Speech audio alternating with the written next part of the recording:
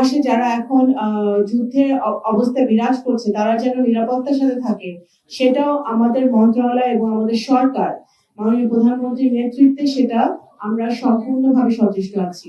ভিসার মেয়াদ 1 মাস বাড়ানো হয়েছে এবং যে সকল দেশের ভিসার মেয়াদ আরো বাড়ানো দরকার সেগুলো আমরা ইতিমধ্যেই কূটনৈতিক তৎপরতা চলছে, সেই ভিসার মেয়াদও বাড়বে। আমাদের প্রথম থেকে আমরা বলে আসছি যে আমাদের যারা রেমিটেন্স যোদ্ধারা আছেন, আমাদের যারা প্রবাসীরা আছেন, তাদের নিরাপত্তা, তারা যেন নিরাপদে দেশে ফিরতে পারে এবং তারা যেখানে অবস্থান করছে তারা যেন ওখানে যতটুকু নিরাপত্তা আমরা দিতে পারি। যেটা একজন প্রশ্ন করেছেন যে আমরা কি ধরনের অ্যাওয়ারনেস তাদেরকে দিচ্ছি বা এই যে হঠাৎ করে বেরিয়ে যাচ্ছে, তো সেইটা আমাদের দেখেন বিভিন্ন দেশে বিভিন্ন সংখ্যার আমাদের বাংলাদেশিরা অবস্থান করছেন। তো আমাদের দূতাবাসগুলো সম্পূর্ণরূপে চেষ্টা করছে তাদেরকে জানানোর, তাদেরকে খবরগুলো দেওয়ার এবং যেই যুদ্ধের যে খবরগুলো আমরা পাচ্ছি সাথে সাথে কিন্তু আমরা তাদেরকে দূতাবাসগুলো জানাচ্ছে নিরাপদে থাকার, তারা যেন লোকেশন পরিবর্তন করে নিরাপদ জায়গায় যায়, সেই তথ্যগুলো আমরা তাদেরকে সরবরাহ করার চেষ্টা করছি।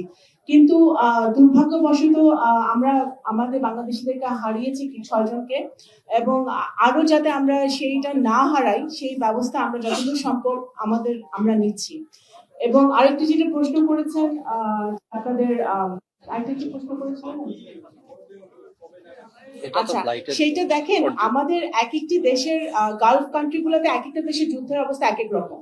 এখন এই মুহূর্তে আমরা বলতে পারছি না, কিন্তু আমাদের আজকে যে ভাইটিকে আমরা ফেরত আনতে পেরেছি, গত 3 সপ্তাহ ধরে আমরা চেষ্টা করছি তাকে বাহরাইন থেকে সৌদি আরব হয়ে ফ্লাইটটা আনা, সেটা আজকে আমরা আসতে পেরেছি।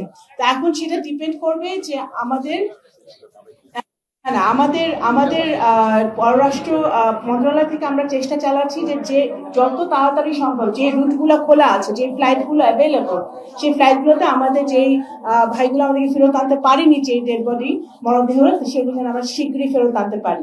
এবং অবশ্যই যারা মৃত্যুবরণ করেছেন তাদের যে আর্থিক সহায়তা, সেটা তো প্রবাসী কল্যাণ মন্ত্রী ইতিমধ্যে বলেছেন সেটা অব্যাহত থাকবে এবং আরো যদি কোনো সহযোগিতা করার প্রয়োজন হয় আমাদের রেমিটেন্স যোদ্ধাদের জন্য যারা তারেক রহমানের নেতৃত্বে উনি সবসময় বলেছেন যে সবসময় উনি গুরুত্ব দিবেন এবং ইনশাল্লাহ সেটা আমরা দিব।